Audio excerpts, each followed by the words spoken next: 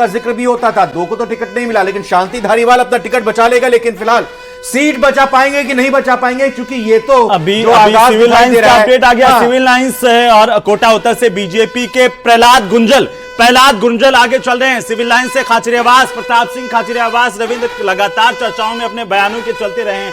हर वक्त मोर्चा संभाला उन्होंने कांग्रेस पार्टी की तरफ से, और हमला खाचरियावास की तरफ से अपने प्रतिद्वंदी बीजेपी उम्मीदवार को लेकर इस तरह से किया गया कि बाहरी उम्मीदवार चुनाव से 2 दिन पहले आ जाते हैं। अच्छा, देवली उनियारा से बहुत बड़ी अपडेट आ रही है। देवली उनियारा से विजय बैंसला आगे चल रहे हैं। बीजेपी की रणनीति का हिस्सा था। देवली उनियारा से विजय बैंसला को, किरोड़ीलाल बैंसला के बेटे को खड़ा किया गया था गुर्जर वोटों को अपने पक्ष में शामिल करने की कोशिश की। उनका विरोध जरूर हुआ था, लेकिन बाद में बीजेपी ने समय रहते तमाम जो जातिगत समीकरण है वो यहां पर साथ दिया, और इसी का नतीजा अब यहां पर रुझानों में देखने जाहिर तौर पर गुर्जर वोट कितना महत्व रखते हैं, और वो कहीं ना कहीं अभी जो रुझान आ रहे हैं उसमें दिखाई भी देता हुआ नजर आ रहा है। और इसके अलावा बात करें, भले ही कितनी उसकी चर्चा हुई हो, निंदा हुई हो, रमेश बिधूड़ी को जिस तरह से यहां भेजा गया था गुर्जर बाहुल्य सीटों पर चुनाव प्रभारी के तौर पर, उसकी भी चर्चा हुई थी। लेकिन सिविल लाइन से खाचरियावास 1500 वोटों से आगे चल रहे हैं। कद्दावर नेता है मौजूदा मंत्री में। एक और बड़ी अपडेट, विश्वराज सिंह मेवाड़ नाथद्वारा से सीपी जोशी के सामने, और सीपी जोशी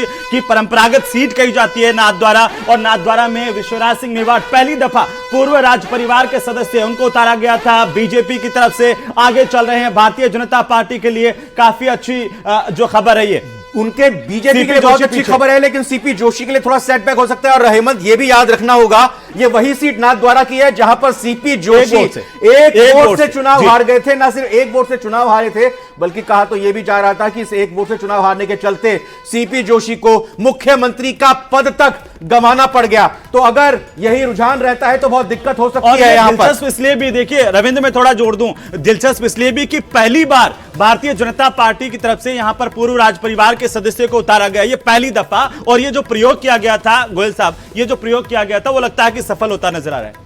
बिल्कुल, ये पूरा सफल हुआ है और जनता ने विश्वास, ये भारतीय जनता पार्टी के दफ्तर से तस्वीरें आ रही है। देखिए खुशी, देखिए रविंद्र इस वक्त ये जो रुझान है वो बता रहे हैं भारतीय जनता पार्टी खेमे में उत्साह। यहाँ ढोल नगाड़े बजने शुरू हो चुके हैं, और यहां पर जयकारे भी बीजेपी के खेमे में गूंजते हुए नजर आ रहे हैं। नाथद्वारा से सीपी जोशी पीछे हैं, ये तो बताई। बड़ी खबर, खींवसर से हनुमान बेनीवाल पीछे।